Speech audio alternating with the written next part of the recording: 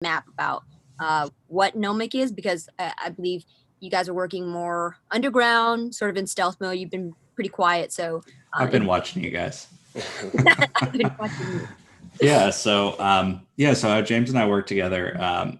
We're whiteboard buddies, so that's led to mutual investments, and he's an advisor in Keep, which is one of the projects behind tbtc.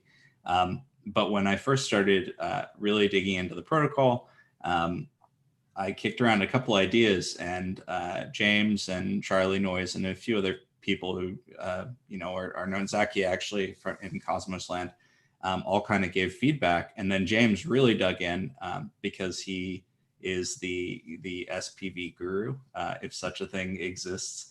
And James is it. So he came in and co-authored the protocol with me and a few people on our team, and also implemented quite a bit of the early code before the team really dug in and started making the thing a little more real.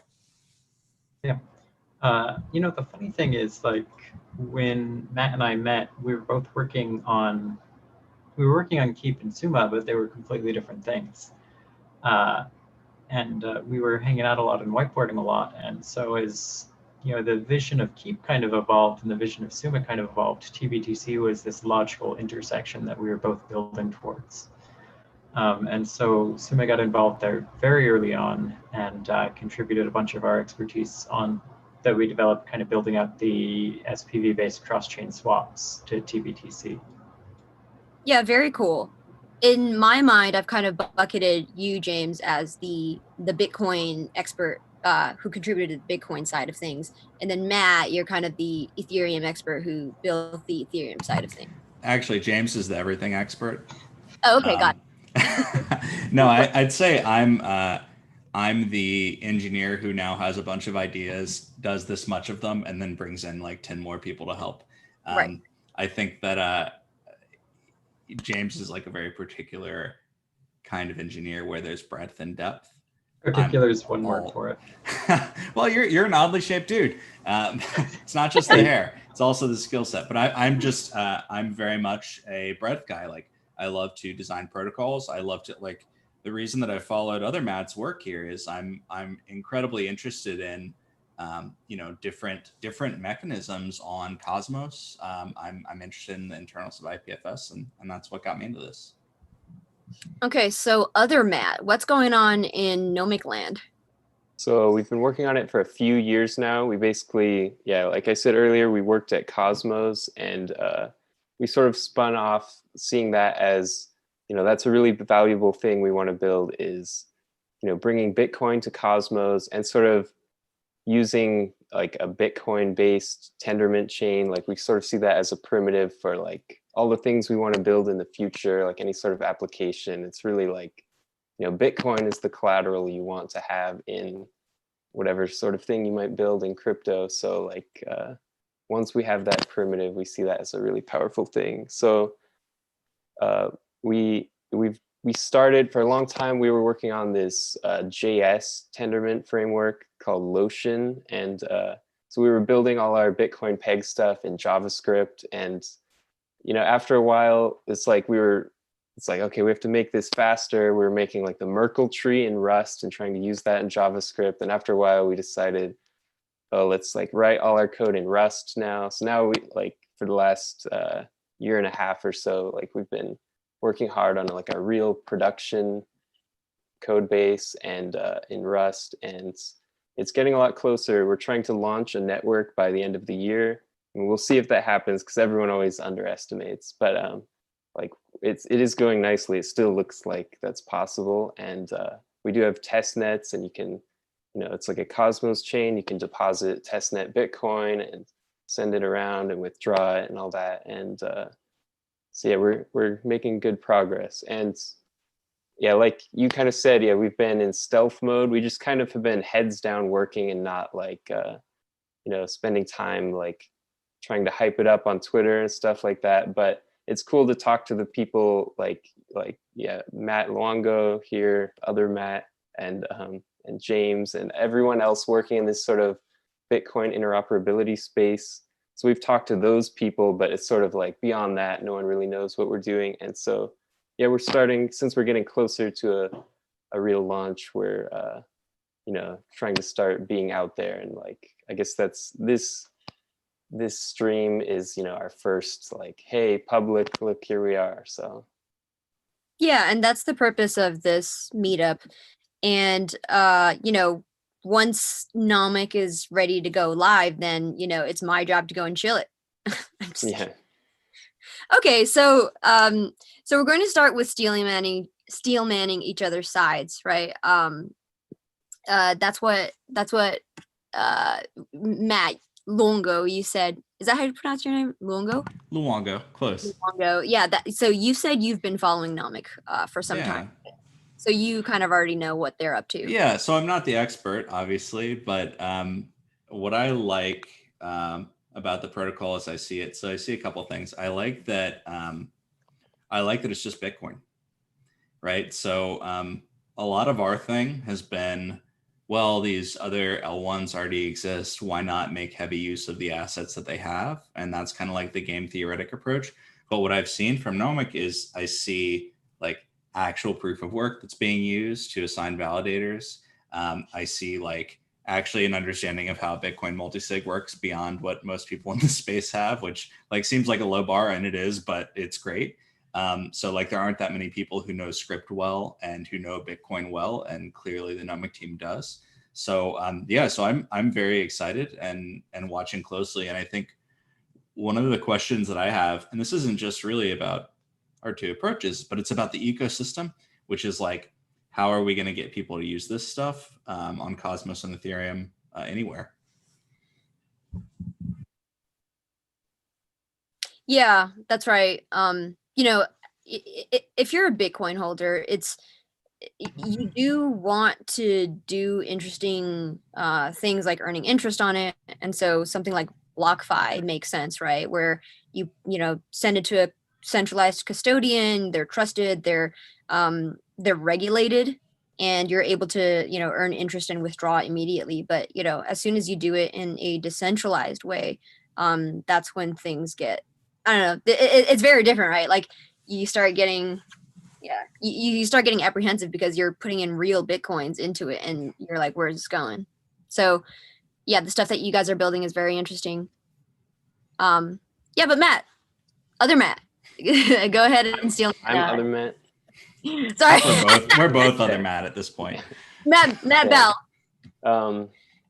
Yeah, so TBTC, we've been watching you guys for a long time too. And yeah, it's really cool to see, you know, like the Ethereum DeFi space. Like obviously, like everyone knows, it's really hard to compete with that. Like there's all these Ethereum killers that have been out there for years, but like Ethereum still has the throne of like, that's where that stuff happens. And so, you know, like there's that crazy increasing demand in the DeFi space now. There's like $7 billion locked in DeFi or however much it is now. And still like Bitcoin, you know, is a really attractive collateral for all that. And so I think it's interesting how so many people now are using wrapped Bitcoin there, where like, it's really just like they hand wave away everything you're building and just do like, okay, we'll just make it centralized, but you know, we still get to interact with DeFi. And that's pretty lame. Like that's such a huge risk. Like if all of DeFi is just a whole bunch of money held by BitGo, that's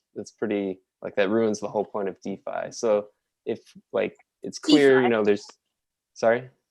It's CeFi at that point. DeFi, yeah, exactly. So it's like, clearly there's demand for Bitcoin in DeFi, but people just have to build it the right way for it to actually be DeFi. And so TBTC is that. And yeah, so like clearly that's really valuable.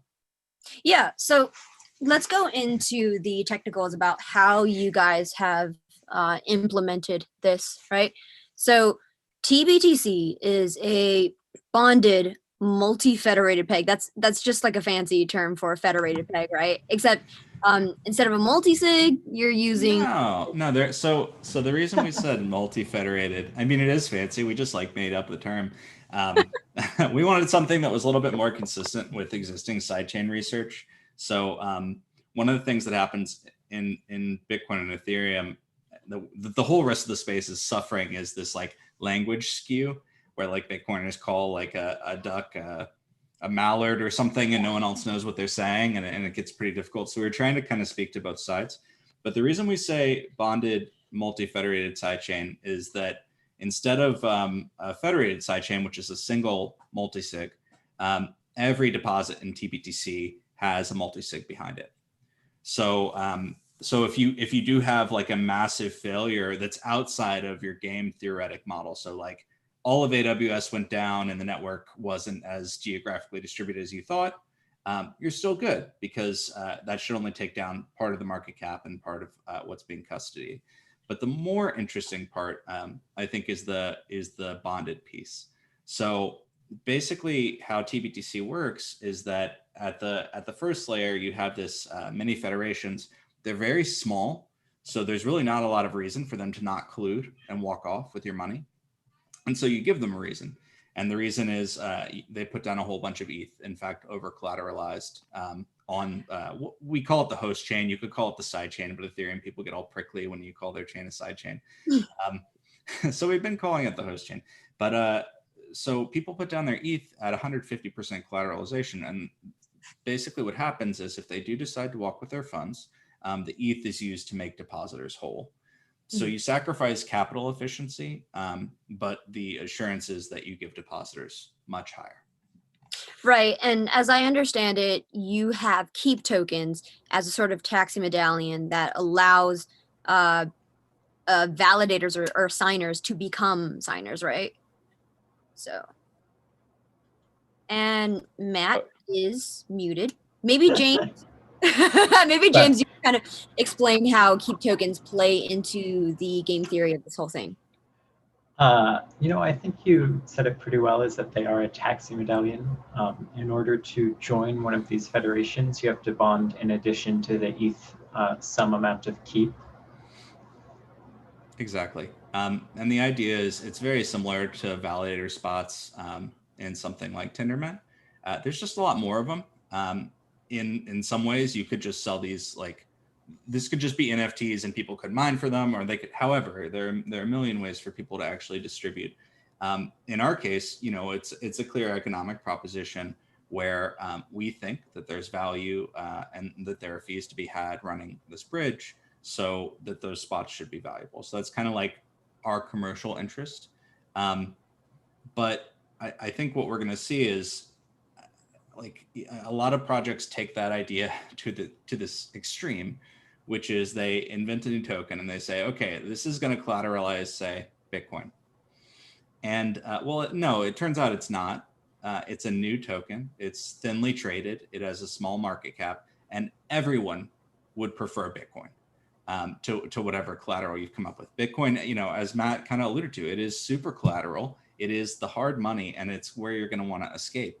So so instead of doing that and saying like keep is the buyer of last resort or something like that, we've just focused on work selection. I hope that one day it'll be a strong enough asset that I can say, okay, now we're down to 50% ETH collateral, and then the keep can cover the rest.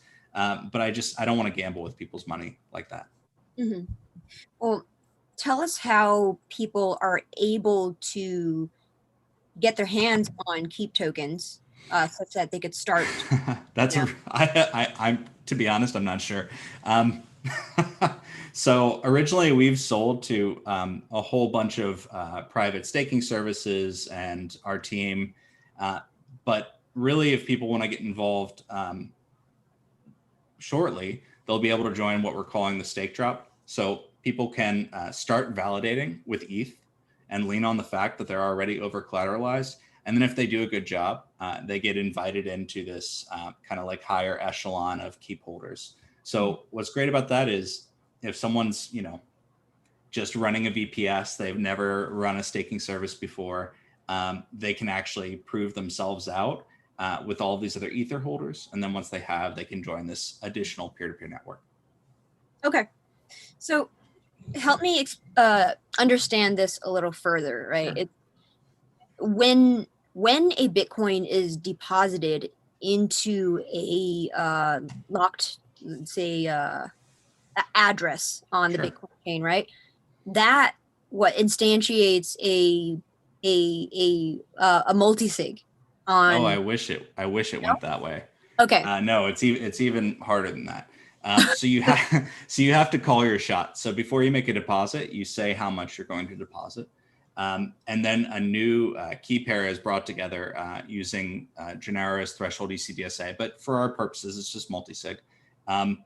And this key pair comes together. The public address is published by the nodes that are behind it.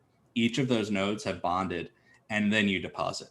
So one of the things that's hard about an approach like this, compared to like other cross-chain mechanisms, is you have to ask first, because you need someone to have a bond on the other end. Otherwise, you're just sort of trusting that they won't move the BTC in the meantime. Right. Oh, I got it. Okay, so it's a huge. I would say it's a huge downside compared to some other approaches. Right. There's some coordination that needs to happen and matching, right? It's Yep. kind of like a borrower lender market. Yeah, it's very similar. Yeah, it's definitely two-sided. In the beginning, we're subsidizing the collateral side very heavily and making sure that they're incentivized. But that's one of the big experiments here is, can this yield enough return from fees that people will continue to want to put down their ETH and make sure that Bitcoin can move around on Ethereum? And has that been the case so far? Yeah, I mean, so far it looks like people will do anything to get their Bitcoin on Ethereum. It's been insane. So it's really, the question at the beginning is, it's not so much will people put down their ETH, because the answer is a resounding yes. I think it's after the music stops, after people stop creating new tokens, will there still be incentive? Will there still be enough fees?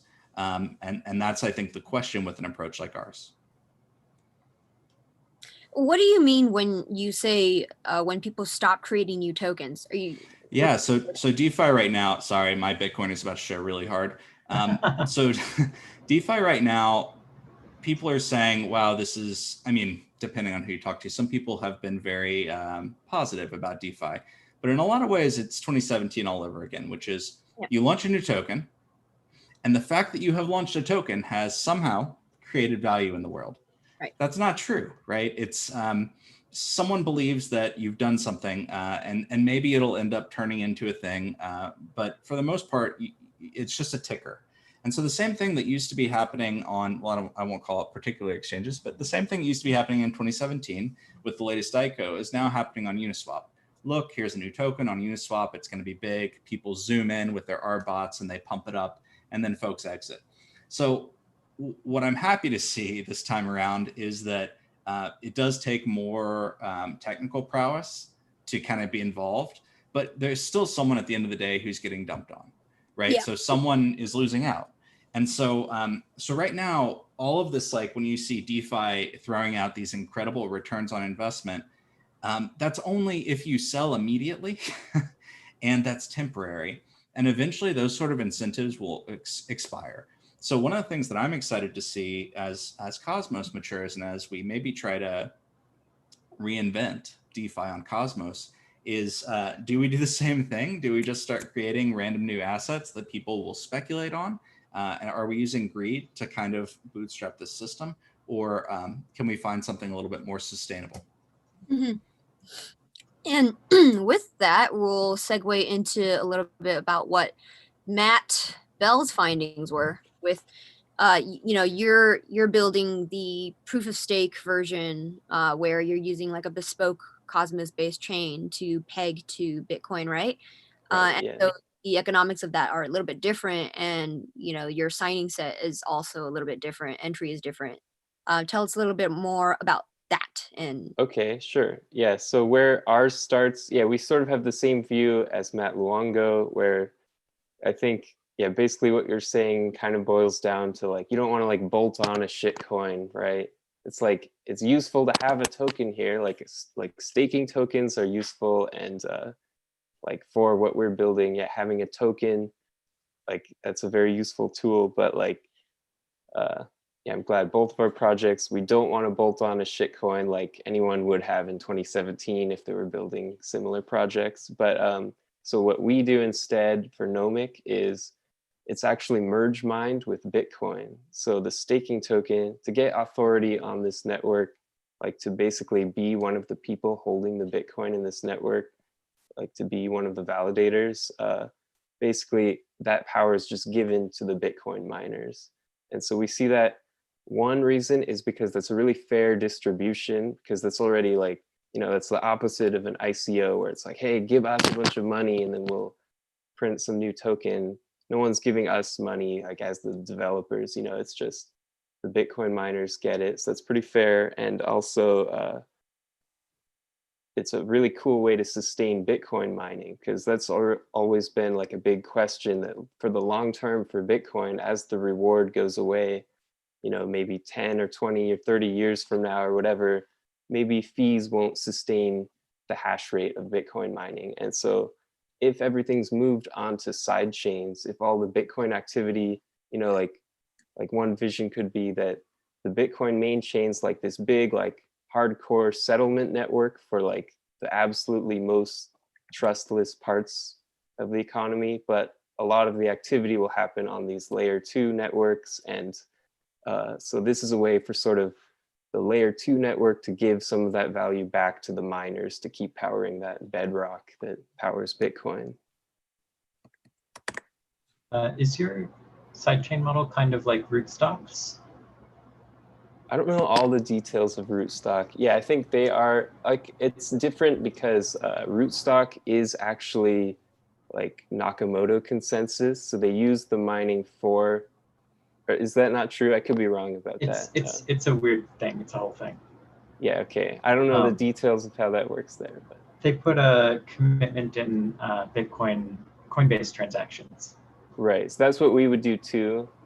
And yeah, there would be like, you have an output that commits to your validator key, and then we have our Tendermint network, and basically just proof that you mined a Bitcoin block gives you voting power on the Tendermint chain. And so it's like, we're not using the proof of work for consensus, we're using it as like a way for people to get power in our consensus engine. And so yeah. That's cool. So kind of using the Bitcoin proof of work as a bootstrapping for the validator set. Right, yeah. Cool. And so one question a lot of people have given us is like, how do you know miners will do this? Like, how do you get that in the beginning? Like, what if there's a really small hash rate, then your network's attackable because like some bigger miner can come in and take all the voting power. But the thing is, miners, they optimize for profit. So if there's any like non-zero amount of profit at all, it's really easy for them. Like, they're really incentivized to just take the extra profit they can. And so like the perfect example is Namecoin, where it's pretty much like valueless. Like, it's really worthless. It's a really small market cap, but it's merge mined with Bitcoin. And the last time I checked, this could be different now, but like a year or two ago, 80% of the Bitcoin hash rate was merge mining on Namecoin. So pretty clearly, like just for like a few extra cents, those miners are just gonna, it's not that hard. They just have to run some node and then they're making some extra money. So Matt, you touched on a couple of topics very briefly that deserves a little more diving into, right? Because what you talked about is what happens on the instability of Bitcoin without the block reward. And so this is where Nomic potentially poses a solution after that. And then you talk about miner extractable value, which is what Phil Diane wrote in his Flash Boys 2.0 paper. Tell us a little bit more about that, about how you address those things. Because yeah, we are, this is a high level meetup, but we do want to dive deep into some of the crypto economic aspects of these fun problems that you guys are addressing. You're talking to this Matt, me? Yes, Okay, Matt yeah. Bell.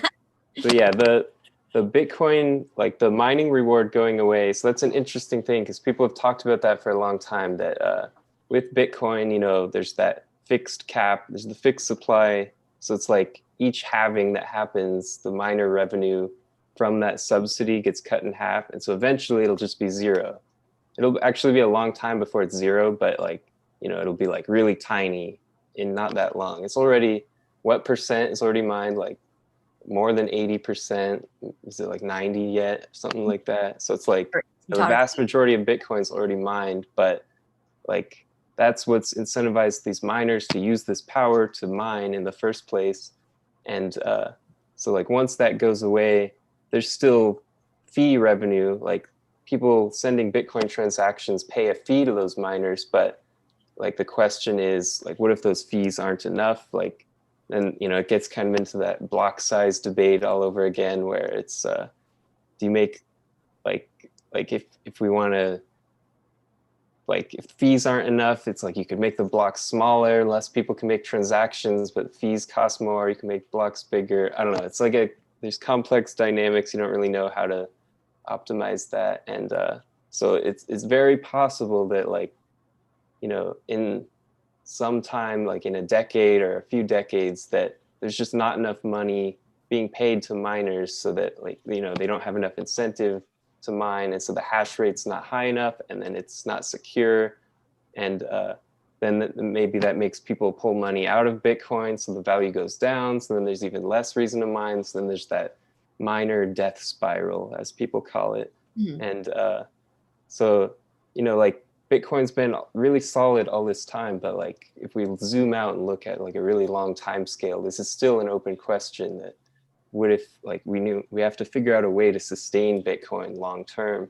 And so yeah, like that's just the way we envision it, is like to help sustain things, like wherever the activity happens. If, you know, it moves to all these layer 2 things, it's really good if those are sort of like paying their rent to the Bitcoin network. And so that's what we hope to do with Nomic. Mm-hmm. And so what Bitcoiners don't like to admit is that after the block rewards run out, you know, it turns into this fee market that kind of sustains the security of the network. But as soon as that's not enough, then there's like miners are going to be incentivized to extract value and potentially censor transactions and then just like run away with Bitcoins and exit, right? So What? Mhm. this is like James's area, but I know he won't say it himself. So I just want to call out that one, it's not totally settled if this is what will happen. I think a lot of us who are in tech crypto do think that this is a problem, even if we aren't sure. But like if there were a Dan Held here, he'd be foaming at the mouth. Like there are a lot of people who don't believe this is the outcome. But I do think James co-authored a paper with Hasu that touches on some of this. Yeah, can you talk more about it, James? This is a really interesting topic, and it's fucking bleeding edge. It's hard to think about for most people. Well, you know, as Matt Bell pointed out, we're only 10 years, 11 years into this, and it's that's not a very like long amount of time in these grand experiments. The main concern is essentially that we rely on the block reward in order to keep extending the chain. The block reward is paying miners to make new blocks, and new blocks process new transactions, which pay fees, et cetera, et cetera. So as the block reward goes down, the incentive to add new blocks to the chain also goes down. And this can result in lower security, more reorgs, more uncles, and overall just degradation of service of the chain. We don't know that this is going to happen on Bitcoin. But a lot of us are kind of prepared for this eventuality and looking for solutions, kind of long-term ways to address this problem. So one of the things we built at Summa was cross-chain auctions that actually deliberately created miner extractable value, ways to sell Ether and Ethereum tokens for Bitcoin in a way that increases the fees paid to miners on Bitcoin. When Matt talks about the Nomic sidechain paying miners, he's also talking about a potential, long-term mitigation for this issue. How do we keep miners just profitable enough that they keep mining? And what was the outcome of that, I guess, simulation? Oh, we're just all figuring this out as we go. Oh, okay, great. It's happening as we speak right now. Okay. Well, this is something that's going to play out over the next 10, 20 years. Yeah, gotcha. Okay, and so, speaking of your cross-chain solutions, how do they currently kind of account for that future scenario? everything that Summa has worked on allows users to set their own security parameters. So right now we live in a world where 6 Bitcoin confirmations is pretty darn good security. In the future, we may get to a world where you need 12 or 20 Bitcoin confirmations. And so to kind of support that, we allow everyone to set their own security. The key thing there is we know what the security looks like today, but we don't know what it'll look like in 2 years or 4 or 8. Okay.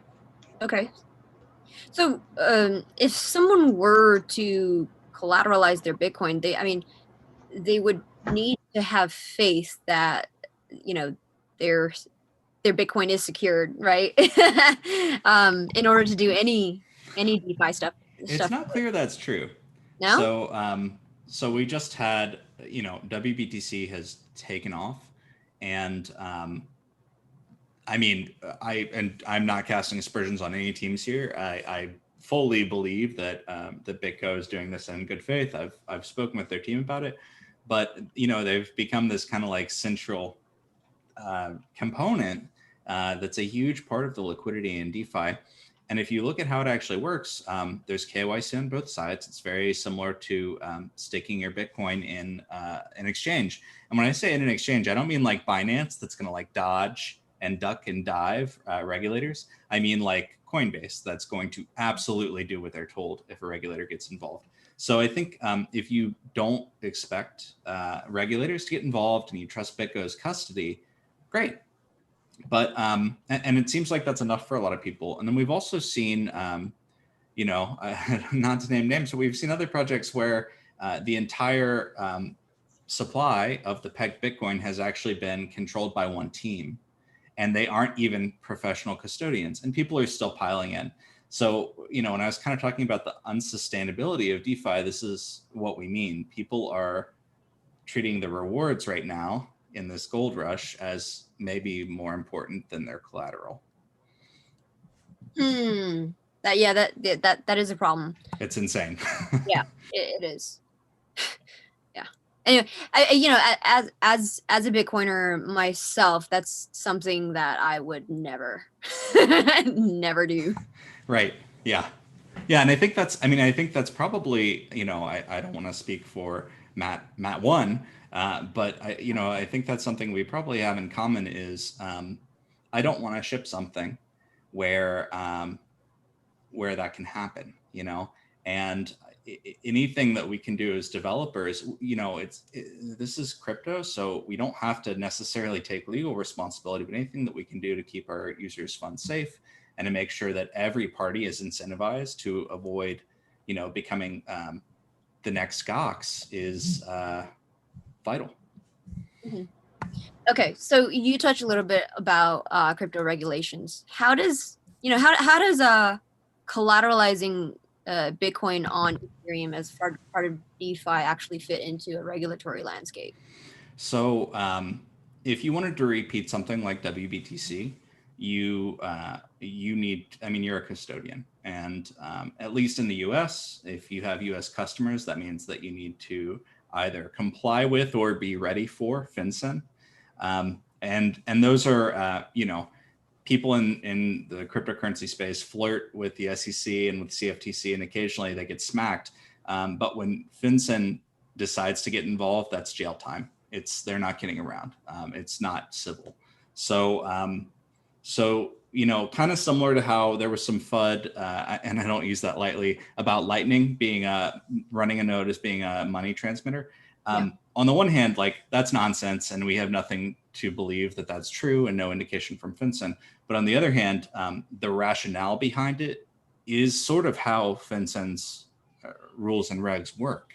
And so, I think it's really important to recognize that. So for us, what that means is if you are backing one of these deposits, you can never have unilateral control, because that's usually the rule of thumb. Is if one org has unilateral control of users' funds, it should be an MSB. Mm-hmm. Okay. So I'm not a lawyer. Yeah, I'm going to ask you a hard question right now, because as far as I'm aware, entry to be a federated signer in Keep is contingent upon holding Keep tokens, which That's is right. being kept by your team. So, so this is like a core issue: is how do we get these tokens into people's hands where they're not all KYC'd, they don't all have a relationship with our team. So the initial signer set, absolutely. We have people across different jurisdictions. We have contracts with them as a company. Like, we're not Satoshi. We haven't disappeared. We're still here, and we have lawyers, you know, and so that's very real. But we have set aside 25% of the supply for anyone who puts ETH up to earn in. And then the other thing that we've done is we've started with 100K Keep as kind of like, this is what's required for the network to kick off, which is pretty rich. But over time, that actually goes down to 10K over the next 2 years. And the reason that we did that is actually Cosmos has a great track record here. The network layer is a lot harder. Like, we focus on smart contracts being hard AF to write in Solidity, right? But the right, but like the network layer is actually quite difficult as well. So Cosmos has a great track record, but we don't. We've just started running these clients, and so for that reason, we want the signer set to start smaller and then get larger and larger to make sure that there's not a systemic failure. Right. What's the path to growing that signer set?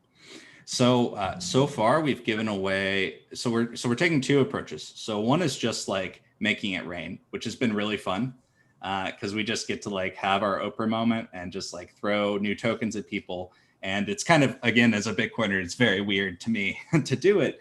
But like, we're like, oh, you like open a pull request here, have some tokens. Like, we're just, anyone who's interested. We run a thing aptly called Playing for Keeps, and you can join our Discord and hang out. It's a mix of like Ethereum people, Cosmos people, and just like Bitcoin curious people, I guess.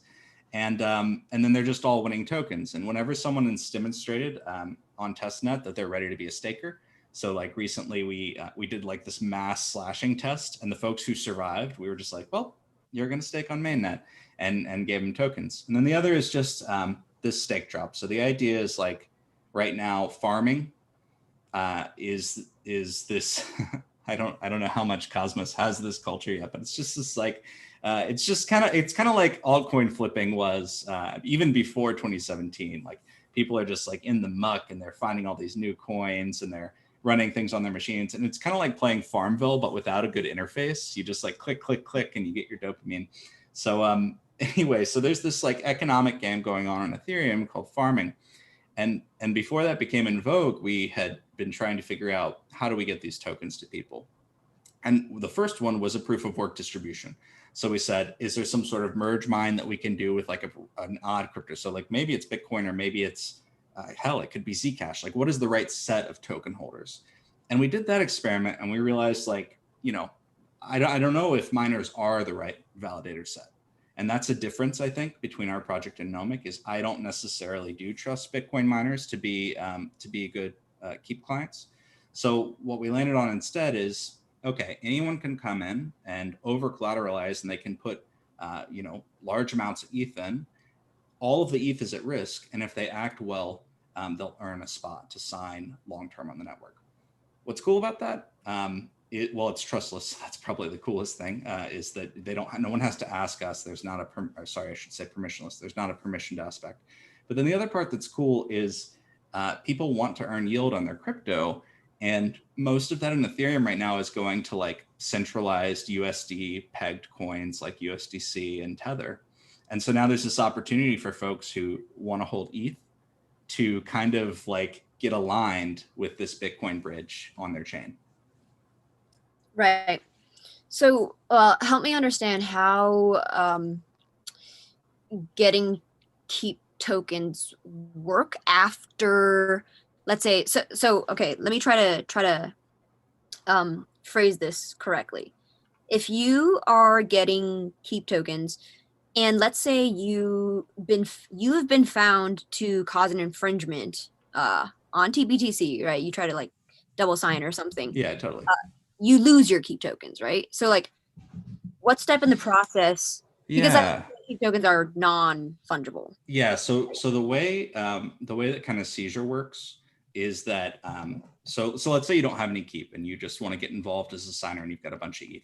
So you put your ETH into a pool, and it's actually a sortition pool. So one of the things that Keep is built is a random beacon on Ethereum today. You don't have to wait for ETH2. It's a BLS. It's kind of like a threshold relay, but we don't have to go through the same hoops because there's already a consensus layer. Anyway, so there's this random beacon that can fairly robustly generate numbers that miners cannot guess in advance or reflip.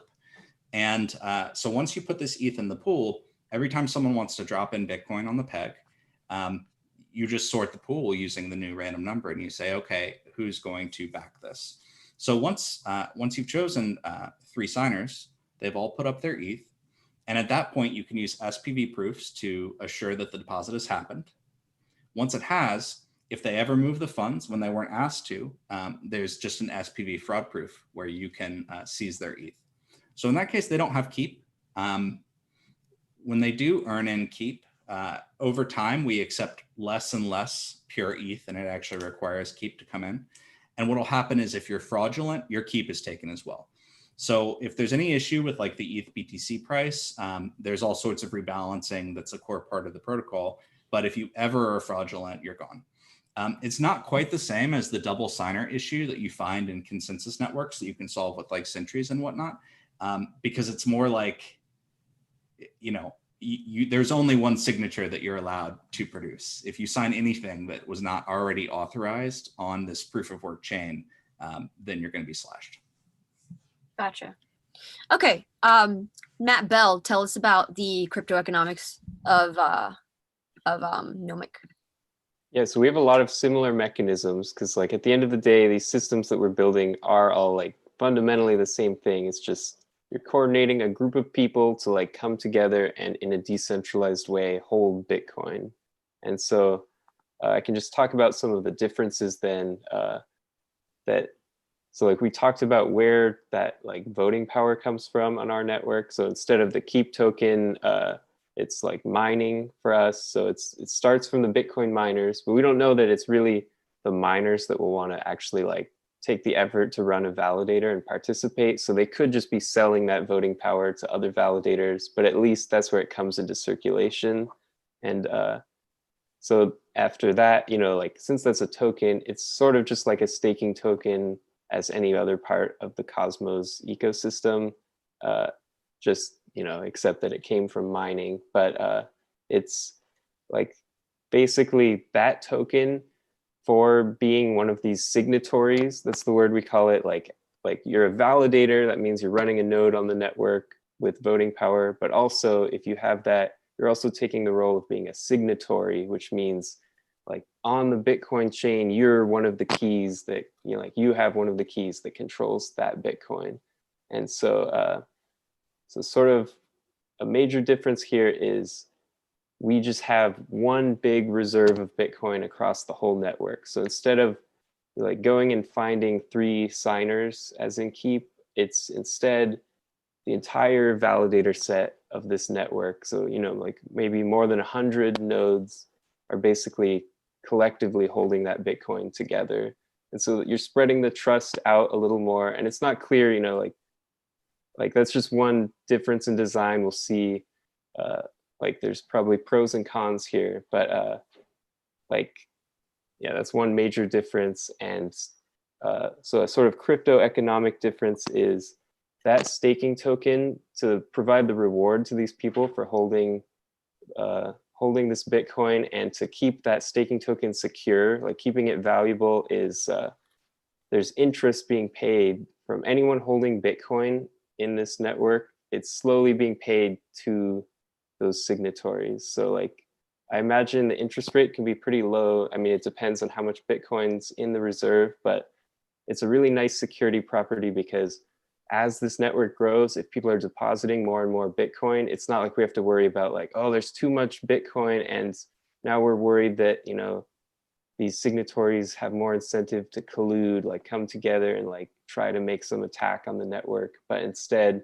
as more Bitcoin comes in, what they have at stake actually also increases in value. So it's like directly proportional. as more Bitcoin enters the network, enters the peg, these signatories have more at stake. And so, yeah, it's very similar that, we have the same slashing mechanism that these signatories, if anyone tries to sign some invalid transactions, like someone's attempting to like get people together to like steal money from the reserves, then, they get slashed. It's like it's pretty nice that, we have cryptographic proof that someone attempted an attack.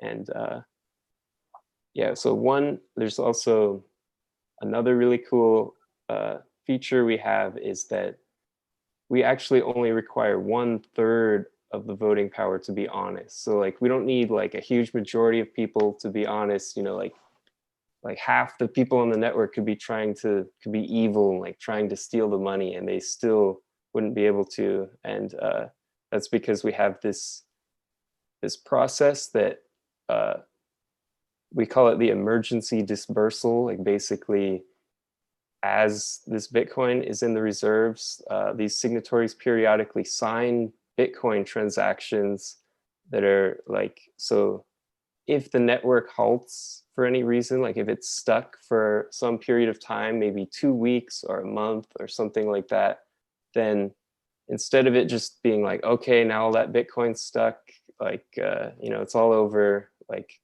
the network died. Instead, people after that 2 weeks or that 1 month, they can get their Bitcoin back on the Bitcoin main chain. So like, that's really nice, because if there's some attack or like people are like think some attack might happen or something like that, as long as there's an honest 1/3 of the voting power that sort of veto the attack by going offline, then 2 weeks or a month later, then everyone just gets their money back. So it's a really nice security feature, because if that threshold was 2/3 of the people had to be honest, that's a higher bar. And yeah. Is that the nuclear option, right? Is that That's definitely like, you wouldn't really expect that to ever happen, but like, it's really nice to have that there. Just if this is like this major systems, like securing all this value, you want to make it like, you want to put up as many layers of security as you can. And so just bringing that from 2/3 to 1/3 of what you need to be secure, it just makes it easier for us to sleep at night after we build this system. So is it sort of like a circuit breaker similar to the exit game that you have in Plasma? I'm not that familiar with Plasma. I mean, it sounds like it could be similar, but yeah, I'm not sure. Yeah, right. I think I could be wrong, but I think it's a little bit more, it's more like a fallback than an actual, like, tell me if I'm wrong, Matt, but I expect that there wouldn't be an adversary that was like disagreeing with emergency dispersal, and it's more like there's a timeout where all of these things are suddenly valid on chain. Is that true? Yeah, it's sort of just it's definitely a fallback. It's just sort of, if the network dies, the default would be, all the Bitcoin that was in the network is just gone. And so this just changes it from, if the network dies, then eventually it comes back to everyone who has claims to that Bitcoin on the chain. That's really powerful. People can just withdraw in that address in Bitcoin. Right. Yeah. In case of a liveness failure of the chain, all of the Bitcoin is eventually sent to the people who owned it at the most recent checkpoint. Yeah. Okay. Cool. We're coming up on the last hour. I just want to close on the Q&A section of this meetup, and then we'll open it up to audience Q&A. So I just want to close with a real world usability of each of these solutions, right? So I listened to your interview, Matt Luongo, with Lorshin on the Unchained podcast, and I liked your kind of inspiration to build this Bitcoin peg. I like that story, so if you could just tell it again to our audience, that would be great. And and I also ultimately want to know like what the real world viability of what we are talking about today is in 5 to 10 years. Like, is my mom going to be able to take her Bitcoin, collateralize it, and actually take a loan off of it, and then like buy a house or something? Yeah. So yes, period. I have no doubt. And I mean, setting aside our work on this call, Coinbase has gotten into lending, so BlockFi was kind of got ahead of everyone. There were loan desks, then there was BlockFi going after a bit more retail, and now Coinbase, that's retail, right? So I think the question is like, maybe not, will it be possible? Definitely. Will it be easy? Sure. Will it be secure and robust and follow the same kind of I think probably principles most of us on this call believe in this space. And that I think is our debate, is whether we can make that happen and be the default. Because the truth is that most of the tech in this space is a huge pain in the ass, right? And there's this coordination game. There are UX issues. It's sort of built to be slow. So like that's something that Cosmos has a huge leg up on over the Bitcoin L1 and really over Ethereum's L1 right now. So so I think I hope maybe I shouldn't say I think, I hope that there will always be a way for people to go trustlessly into their favorite DeFi solution with Bitcoin. What I think you're going to see is, as TBTC launches, you will have a permissionless open source way to immediately get USD loans against your Bitcoin. So Maker works today, and right now it's primarily being used for leverage and various other things. But once you open up more assets and people who have held them longer, it does actually become this opportunity to be real, and for this to actually impact people's lives who hold Bitcoin. So anyway, I skipped over my actual interest in the space. I'm in a house that's new now. We finally did it. Congrats. Thank you. We were in this like tiny 800 square foot place with 2 kids in the middle of COVID. So it was time to make a change. And yeah, one of the first things I did looking for a mortgage was ask everyone, like, can I put Bitcoin down? Because, I just want to hold my Bitcoin. I don't know. It's kind of how I learned to save. I think probably how a lot of us have is there's this thing and I believe in it and I buy into the hard money narrative. And it's where I keep most of my savings, probably more than is totally a good idea or that my wife prefers. And I don't want to sell it, and I don't want to suffer the tax consequences of selling it. And I want to ideally keep custody of it. So today, it is possible now to get USD loans against your Bitcoin using BlockFi and soon Coinbase. But I hope tomorrow I won't have to call someone and I won't have to pass a credit check or like also put down my car or like my first child or something. And I'd like to just be able to, talk to 2 chains, do my business. No one really needs to be involved or have an opportunity to frown or tell me what I'm doing wrong or right or any of those other experiences we've all had at banks. And then, buy a house. Wait a second. Are you telling me that in the future, I'm going to be able to go into my like Argent wallet or some sort of wallet, stake Bitcoin essentially, and borrow against it, and I could get money, liquidity to That's buy exactly right. I'm going to call my shot and say in 2 weeks, you'll be able to do that. Yeah. Really? Yeah. Really? Really? Yeah. That's insane. Okay. All right. I'll hold you to it. Okay. What so where do you think we are, Matt? Other Matt, Nomic, Matt? In terms of DeFi usability with respect to Cosmos, in the mainstream market. Yeah, I think, we're inching closer to that, but I think it's definitely possible, like the long-term vision of just like everyone adopting crypto and like it being in everyone's lives. I really do think we'll get there. And yeah, we all know how hard to use it is now, but like I think it kind of starts with just how the clients work. So like if there's apps that just do everything right and like have focused on all the UX and make so that you're storing your keys securely, but in a way where like it's not just all going to get stolen off your phone. Like I really think we'll find that. I don't think people have quite found it yet because yeah, like if your grandma like with money on her phone, like she really going to be like writing down seed words and like keeping it in a safe and then like she loses the data, she's going to go like back up her wallet or something. Like, I don't know. See, I don't know what it looks like.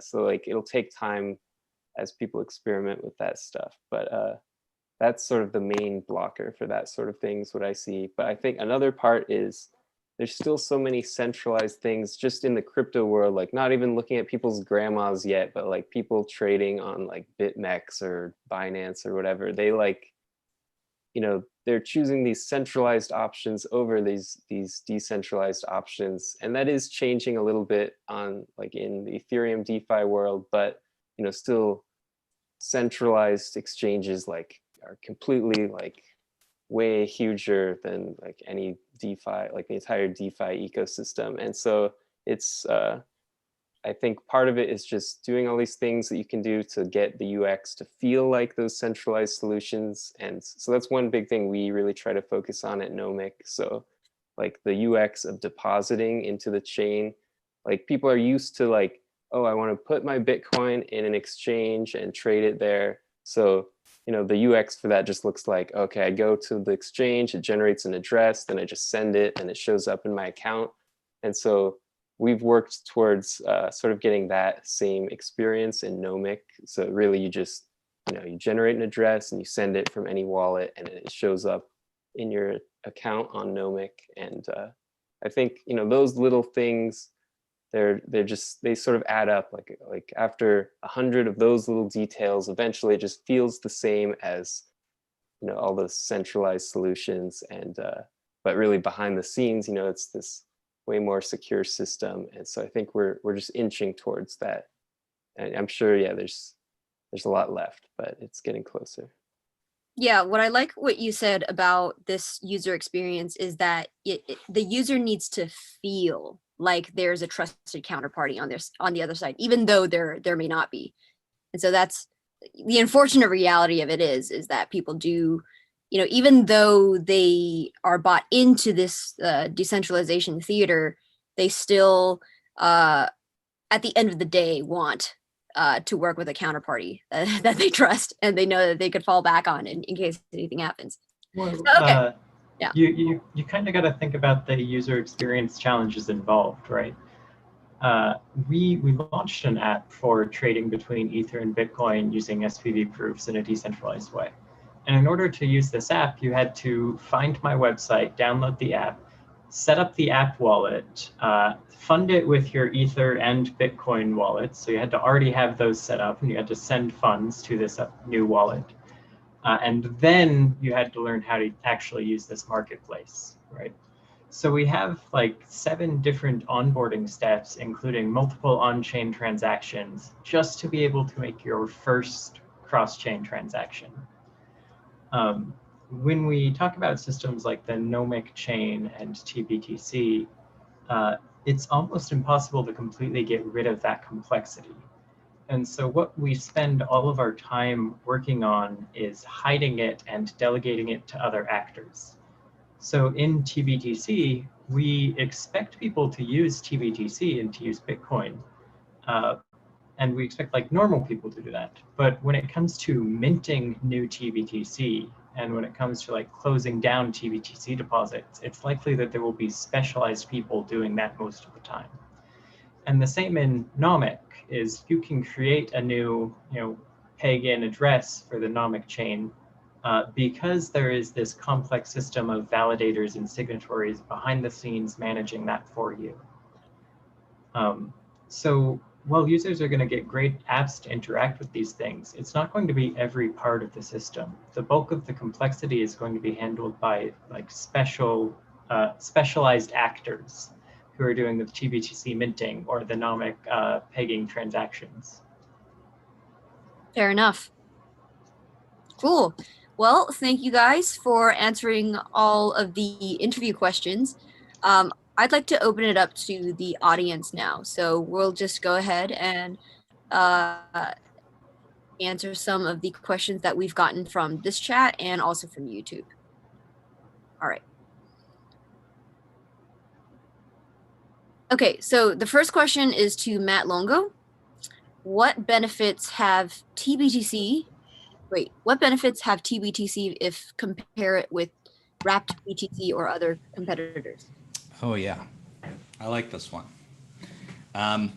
So it's kind of like what benefit does Bitcoin in your wallet have over Bitcoin on an exchange? Not your keys. So eventually it could be not your coins. So what tbtc does is it lets you be confident that once you've deposited Bitcoin onto the Ethereum side, that you can get it back. And when I say be confident that you can get it back, I mean that our threat model it includes government action, it includes law enforcement, and that's not because we're trying to make it easy to break the law. It's because hackers are usually better than either of those, and so that's kind of our goal. Unfortunately, like when that's your goal, a lot of other things fall to the wayside, right? So it's going to be much cheaper to use or much more economically viable to use tbtc with larger amounts. So people moving 10 BTC at a time, just because of gas on Ethereum, it's much better. So I think that's kind of the trade-off you're going to see is if gosh, I don't know, choose someone people hate. Al Qaeda, they're not a thing, but sure, so, some terrorist group decides to dust all of WBTC's addresses. BitGo's not going to be able to allow a withdrawal and get past kind of regulators. If the same thing happens in tbtc, well, you're going to have to talk to many people around the globe and convince them that that they should actually not allow a withdrawal. So it's really just about maintaining the same sort of censorship resistance properties of Bitcoin on Ethereum. That's the big difference. Thank you, Matt. And again, Matt, when can we finally start minting TBTC on Mainnet? That's a question for you. Yeah, so I think I dropped the 2 weeks, which I usually drop a trademark in after that. But I actually think that it's going to be 2 weeks this time. So if you follow tbtc, we deployed on Ethereum back in May. And within 2 days, we found an issue, and we left ourselves a nice little pause new deposits emergency button. We don't have any way to like touch funds, but we could at least stop people from dumping more in, and then let the community know that we'd found an issue. And so since then, we've undergone 2 additional audits. And it really speaks to, I mean, one, it just speaks to like good engineering and security practices, right? So when you're doing this as an experiment and you're trying to like make a sidechain, it's easy. But when you're actually trying to be robust with people's money, the bar gets higher and higher. So since then, we've been kind of deep in it, and frankly, I've been gun shy. So I'm watching competing projects soar, and it's kind of funny because like we spent a year convincing people that Bitcoin on Ethereum was going to be a thing, and now it is, and we're about to rejoin the party. So that's been frustrating, but at the end of the day, what I want is to not stop the party. Like I don't want to be the one that that had a hack and that basically Bitcoiners say, look, not only are we never touching Ethereum again, we're never touching sidechains again. So yeah, so all that said, our last audit was clean, which I'm really excited about. I'm probably going to keep auditing. To Matt's point earlier, like sleeping in this space when you've shipped something is really difficult, knowing that people's money is like touching your software. And yeah, people will be ready to mint. Yeah, and right, like I said again, as a Bitcoiner, for example, and I'm just 24/7 in this space as well. I'm still apprehensive about putting anything in any untested software. Oh, absolutely. I mean, if it may or may not make you feel better, but I plan on moving all of my Bitcoin. I think I want to have skin in the game. And so there's a really straightforward way for me to do that. It's going to be pretty scary. But, the way to gain confidence in the system, you can audit. But the way to gain confidence is to put money in and to leave it in, to open source, and then just to have people trying to break it. So hopefully what we've landed on is anti-fragile. Right. Okay, well, so you're going to put in your real Bitcoin as the bounty, basically. Yeah, pretty much. I mean, I won't be the only one. Don't worry. I'll do it over time. It won't all be day one. But yeah, I'll definitely be putting in mine. And then in addition to that, obviously, our team will be trying to break this thing every day. Yeah. We have a bug bounty program. I think our top payment will be something like $1 million for like a drain the system type bug. And yeah, we're just going to do our best to be good stewards of the software.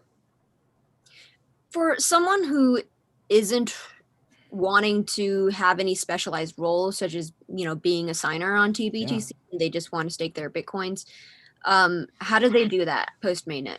Yeah, so if you want to just try it right now, go to it's dap.test.tbtc.network, and you can play with it on Ropsten if you've got testnet BTC. I'm sorry, we've been using a lot of testnet BTC, so people have noticed a lot of faucets are shut down because our community's gotten a little excited. So if you need some, just like tweet at me or something. I still have 1,000 on some old hard drive from years ago. If you're good, yeah. interested. You gotta. So come on, those are going to be worth money soon. Yeah, Yeah, we did actually. Blue Matt showed up in our Discord and was like, "I heard you might have broken testnet. Do I need to reset it?" I'm like, "Dude, please, it's going to be over soon." Anyway, so yeah, so it's very, it's very easy to use, and that's one of the benefits of this system is like, you would expect that a custodial solution was actually higher UX, especially considering what we've been talking about today. But to use tbtc, all you need is a web browser and to reach out to the Ethereum and Bitcoin chains. And so as long as firewalls and the network are willing, you're good to go. Great.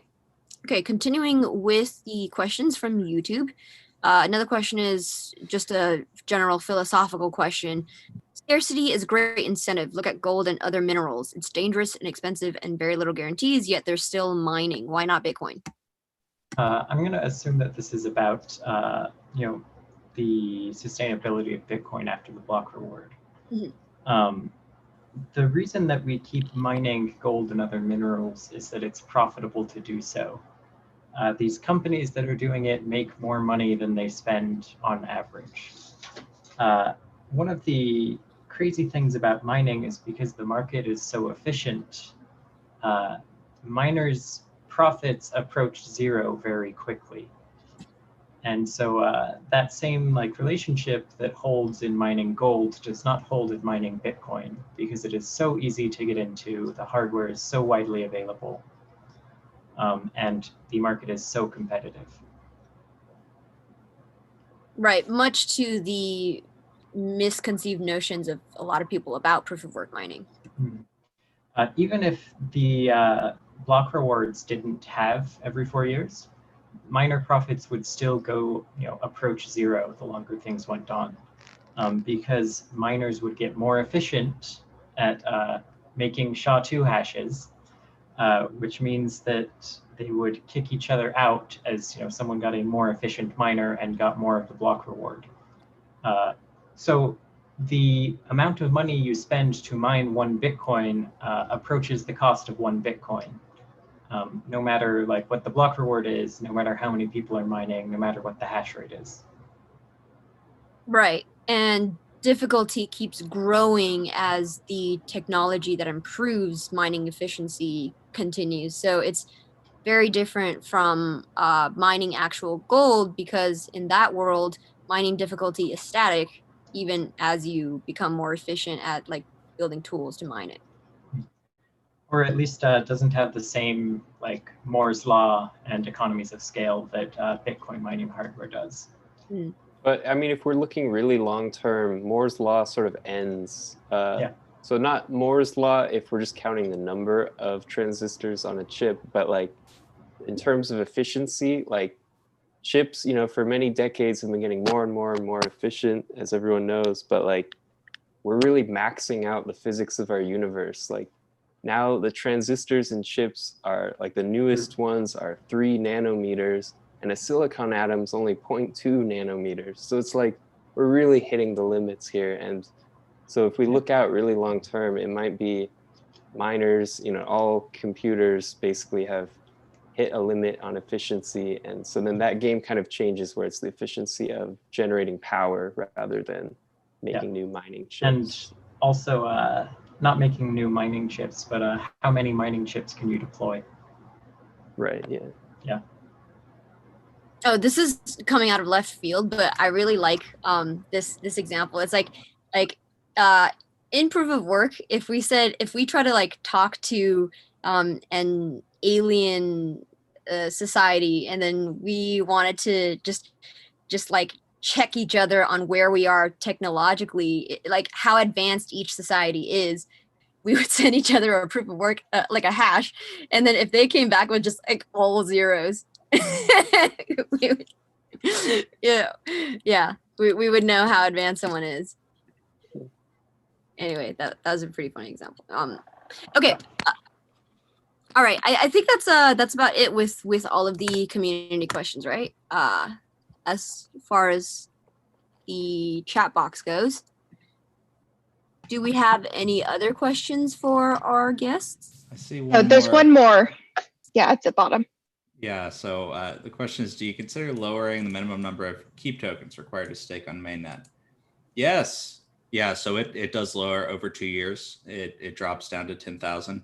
We are actually not trying to create a plutocratic system. It's just the only thing that works on all of these chains. So I know that might seem like a lot of tokens, but join chat.keep.network, get in there, put in like 5 hours of work, and you can be a mainnet signer.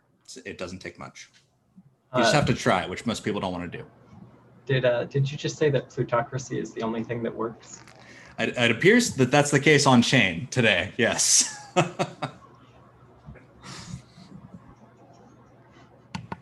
Feel free to counter if you think that proof of work, for example, is different, but it feels like it's the same. Sweet. Okay. That covers all of the questions from the community so far.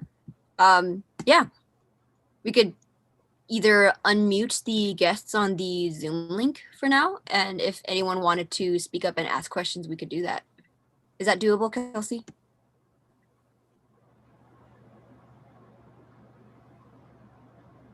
Yeah, we'll do.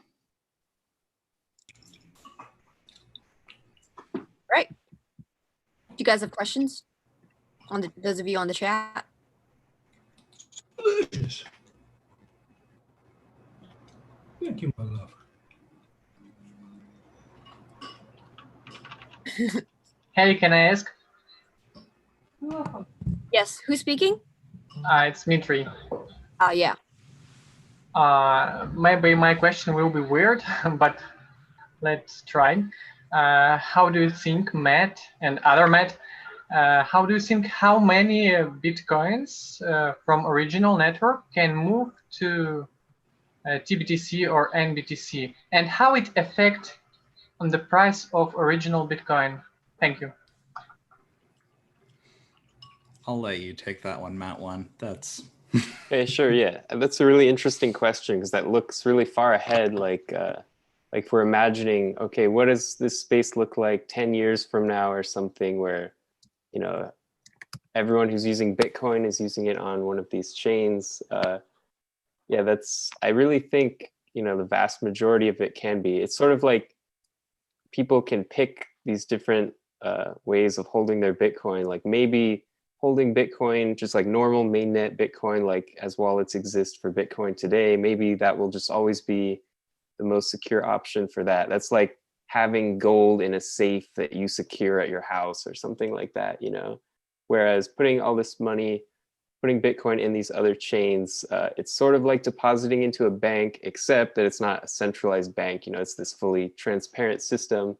So of course, many more people can store money in these things that we're building. But you know, just looking at normal finance, like money, dollars just all sits in banks. You know, there's very few people in the world who like store all their wealth at their house in a safe. And I don't think part of your question, you asked how would it affect the price of normal Bitcoin. I mean, that's as long as these systems work the way they should, and if you have Bitcoin that like on a side chain that you can just withdraw back to the main chain, it should be very close. Like there shouldn't really be a difference in tokenized Bitcoin and normal Bitcoin. There's some amount based on like you know, people judging the risk of holding it in these chains, but really like it shouldn't be any different. You can, after a while, you can just think of it, Bitcoin in one of these chains still as Bitcoin, because at the end of the day, you can just press a button and get it back on the main chain. So if Satoshi's coins move, I do think it'll crush the Bitcoin price. But otherwise, yeah, I agree. I think almost everything can move to other chains. I have a question for you, Matt Bell. When is that? When are users expected to be able to use Nomic in production? So at the end of the year has been our goal, and yeah, we've been moving really fast towards it. So it looks like we'll be able to hit that. It's most of the work ahead. We've basically, it's like, mostly feature complete. We've built like basically every part of the system we need to build. So most of the work ahead is, auditing every little bit and just working out every little detail and making sure that it really is ready to deploy. Mm-hmm. And as with any Cosmos project, what's the roadmap? And I'm going to assume this is given, that you're going to connect to the Cosmos hub, right? So, when can people expect that?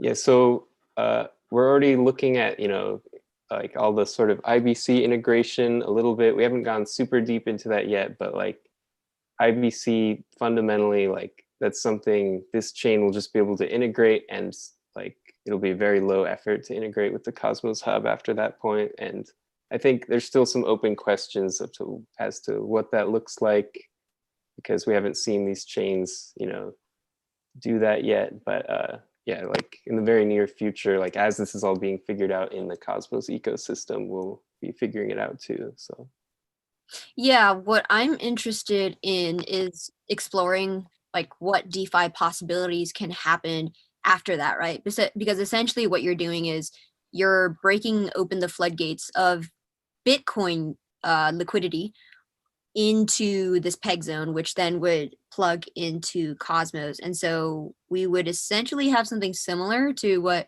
TBTC and Maker does for Ethereum. However, the difference with Cosmos is that there's staking incentives involved, and so there's like extra sensitivity, and so we would need to build some more primitives like staking derivatives potentially that abstract away the Atom token from all of this DeFi activity and speculation that might break mainnet. yeah, I feel like there's some different ways to look at it. Like everyone has a different idea of like how Cosmos will exist, but like what we do know is there will be many chains interoperating. But like so one way to look at it specifically for Bitcoin pegs, it might not just be that there's one chain that holds all the Bitcoin and then everyone holds all of these other chains are interoperating with that chain to use that chain's token. But there could be reason for every Cosmos chain to be a Bitcoin peg, where each one, like if there's varying validator sets on these chains, they each could be holding their own reserve, where like it's sort of like that's their Bitcoin vault. You're just giving these chains a vault of Bitcoin that they can hold. So it could look like that. It's really yeah, we'll see how it plays out. Yeah, that is an interesting thought experiment. Though just like looking at how things tend to centralize over time into, one thing. Yeah. Right. Yeah. It might be more efficient for just one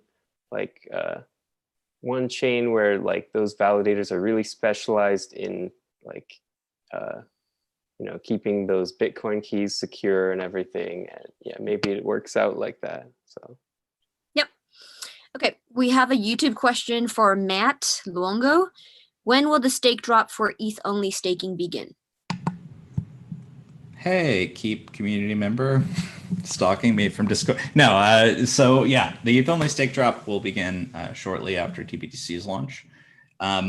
We are giving that piece just a ton of extra audit time, primarily because we've already taken TBTC. We've turned it upside down and like shook it as hard as we could, and I don't think anything else is gonna come out from more audit time. But we don't want a big piece of the validator set to like 20% of the validator set to have an issue at distribution. So we're taking it easy, but I expect it'll be like give or take between 2 to 4 weeks after the tbtc launch. And we have another question for you. Someone wants to know if you could talk more about the supply cap.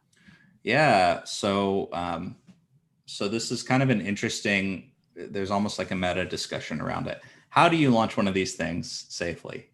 Like any of these things. And one of the, I mean, I actually don't know and would be interested to hear, Matt Bell, what, like how upgrades will work. Is it just like validators vote BFT? Yeah, so I mean, this is something we've talked about a lot, and there's sort of a few different ways to do it, but like we can sort of just do like the basic Cosmos way of doing these upgrades, where sort of you just like coordinate to pick a time where everyone switches to the upgraded rules. And so like that's definitely a short-term solution, but it's like any network that you make, it just sort of has that as the default governance system where people can fork, you know, they can choose what version of the code they run. And so like if everyone actually changes the rules and accepts that those are the new rules, then those are the new rules. But as we've seen, that's very hard to coordinate. So like the default is for things to stay the same. Yeah, but, of course.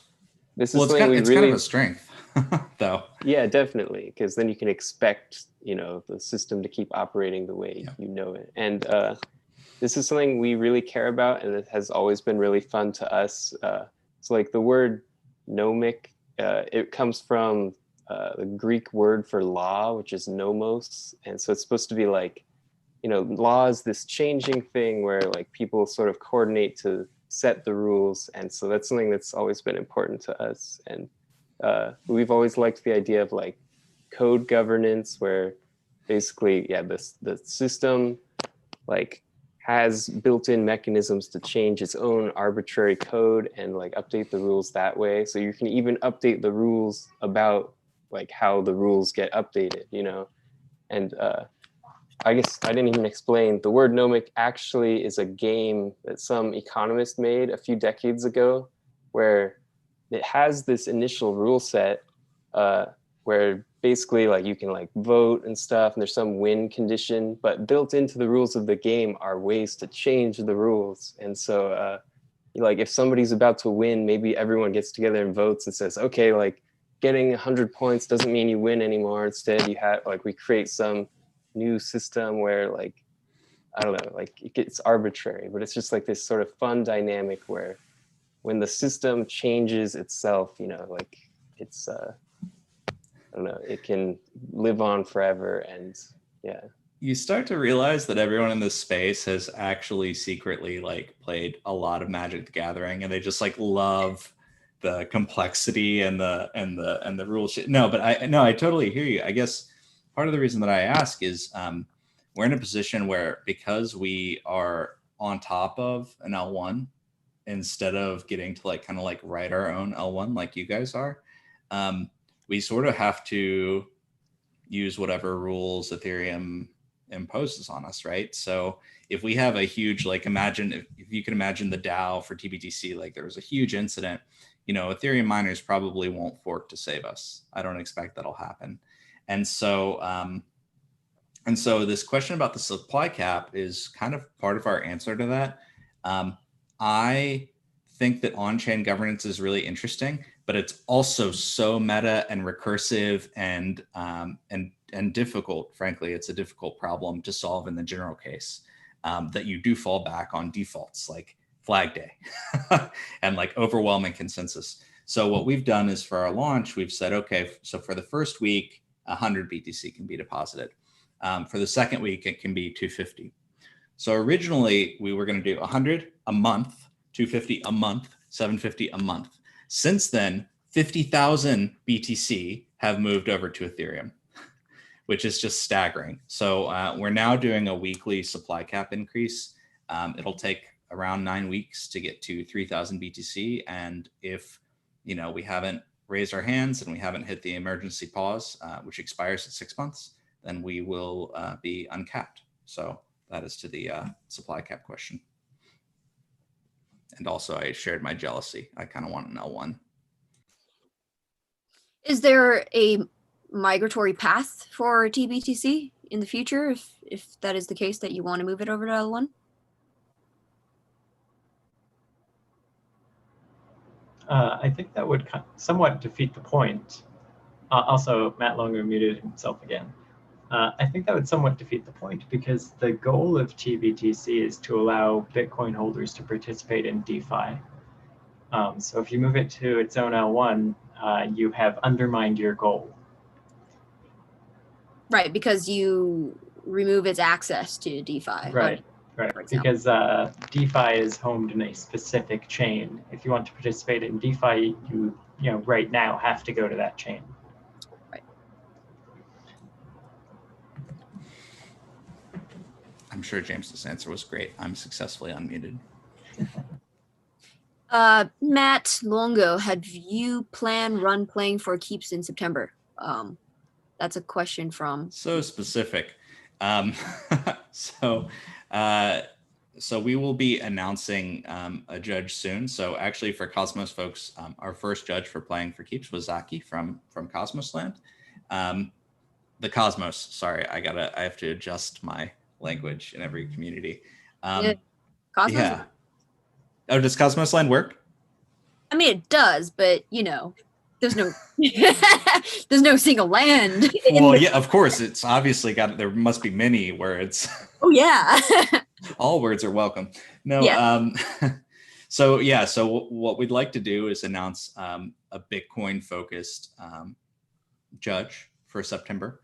And I am finalizing that person right now. It's hard to convince someone who's well known as a Bitcoiner to play with any of this stuff. That's actually a huge benefit I think Cosmos has over Ethereum as a Bitcoin sidechain, is there's a lot more kind of cultural alignment. And I think the fact that, in Cosmos, I've heard people say, Cosmos is the internet of money and Bitcoin is money. That is a very strong line. And I think one of the reasons Ethereum adoption won't be stronger in the short term. Yeah. People joke that Cosmos people are covert, closeted Bitcoin maximalists, which, yeah. That makes sense. I love that. I mean, I don't think they're closeted. Yeah, we're coming out now. So. Yeah. Yeah, I'm a Bitcoin minimalist, just so we're all on the same page. I'm a Satoshi maximalist. Ah. Yeah. Anyway, okay. When approximately can we expect to see an updated Keep and TBTC roadmap? So we have a policy of not sharing our roadmap because everyone in this space is disappointing and no one develops fast enough. And if they do, their stuff's broken. So typically we try not to share. After our next release, I will, I'm not going to say I'm going to publish a roadmap, but I will certainly share some directions. I think part of what you have to remember in crypto land too is things change in 3 months. So when we were last working, like when we last launched our first release for TBTC, there's very little Bitcoin on Ethereum, and now there's 50,000 BTC, and that's absurd, and it's not safe. It is a move fast and break things chain. So we just have to keep that in mind whenever we try to call our shots. This is a question from Frank Cruz. How do both Matts think a layer 1 can attract the Ethereum community members to move or interoperate between layer 1s? And would such solution have a user-friendly UX that allows users to move value from MetaMask to Cosmos or Solana wallet? How would you go about attracting ETH heads? Yeah, that's a good one.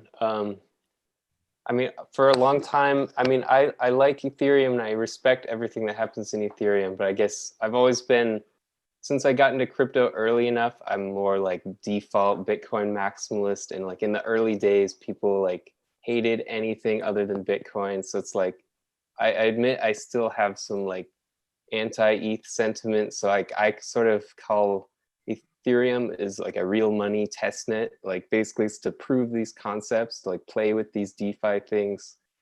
I don't know if that's really true. Maybe it'll stick around for a You're long not time. wrong. But But basically it's like there's this huge scaling wall on ETH, and like as DeFi gets more and more exciting and more people fill in, that gets hit eventually. And like there will be this pressing need then that like everyone wants to use all these DeFi systems, but you know the gas rates are way too high, so it just doesn't make sense to anymore. And I think that sort of push would cause the exodus. And that happened, like there was the CryptoKitties era, of course, where it was just suddenly like it was really catching on. Everyone was getting people to buy CryptoKitties.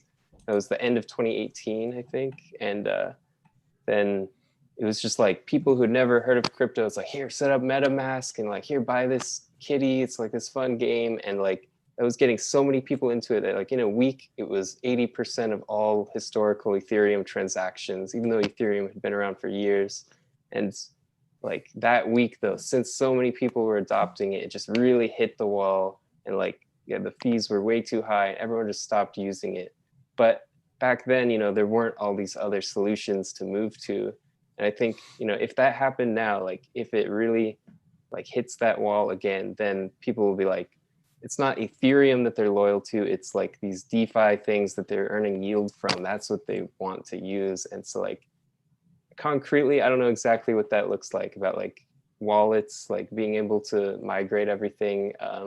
That's definitely a hard question. I'm sure people will think about that eventually. But I think, you know, like people will certainly, like if that wall gets hit, they'll look for where they can move everything to. And like these DeFi projects building on Ethereum might see that and like make their own chain. So other Matt, when you're ready for your L1, like maybe, you know, we can talk about how you can build your chain and stuff. Dude, I'm down. I agreed. I just like I paid $30 to use Uniswap very recently. So we might be there now. Like we're definitely paying more in gas now. And it's funny because in crypto, like only Bitcoin has made the narrative that high fees are good. Now it's true. If people will pay a lot of money to use your product, that's product market fit. Well done. So like product market fit right now on DeFi is like chasing new types of monopoly money and hoping you win out and make a lot of it. Which I mean, I do it too. Don't get me wrong. I sound like I totally farm and play with that stuff. But so yeah, so I can say on the DeFi side, I've had a bunch of teams reach out who are trying to get kind of like a quorum of big projects to move to the same roll up at the same time, because you hit all of the issues around composability, where it's like all of DeFi has to go to the same place if it's still going to work, but then that same place will have the same issues. So so it's a pretty tricky situation, and I know like, and that's just the tech. James, you've had some experience like with MetaMask and cross-chain stuff. Maybe you can speak up to like all the other things that need to happen. Well, you know, let's be like pretty clear about who's using Ethereum right now. If you look at Yams and you look at Based and you look at Curve and other things going on right now, there's a very specific user profile. And you have to ask yourself if you want to attract those people and how you get them if you do. For a very concrete example, Based had a $35 million Uniswap pool. It was over 10% of Uniswap at the time. This was when Based was worth about $750 a piece. And there were 500 total Based token holders in the world. So every one of them had $70,000 in that Uniswap pool. This isn't like a normal human being logging onto their Chrome and getting in MetaMask and like slinging around their pocket change or their investment money. The average DeFi participant right now is a fund with hundreds of thousands of dollars in high risk capital that is looking for 20 to 30% returns this week. Okay. So like that being said, I don't know if any other chains want to attract those people right now. And because these returns and these pumps rely on liquid Uniswap markets and a large asset ecosystem and the ability to tap into this large body of retail MetaMask users, I don't think any other chain can like credibly attract them right now. You can't provide the returns they're looking for.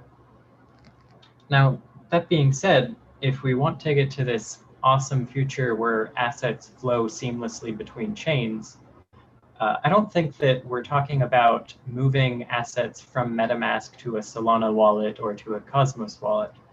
I think we have to talk about integrating Cosmos and Solana into MetaMask.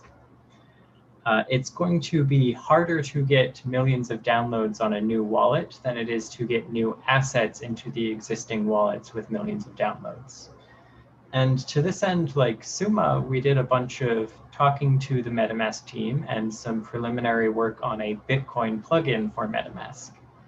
The MetaMask plugin system isn't production ready yet, but it's very promising, and it looks like you could actually get any arbitrary asset into MetaMask in the next year or two. So I think that's what you want to be pursuing, is how do you lay like the user groundwork for them to have a single, one stop for all of their wallets on all the different chains, rather than how do you let them move between wallets effectively. Sounds like we're just back to Silicon Valley distribution conversations. Yeah.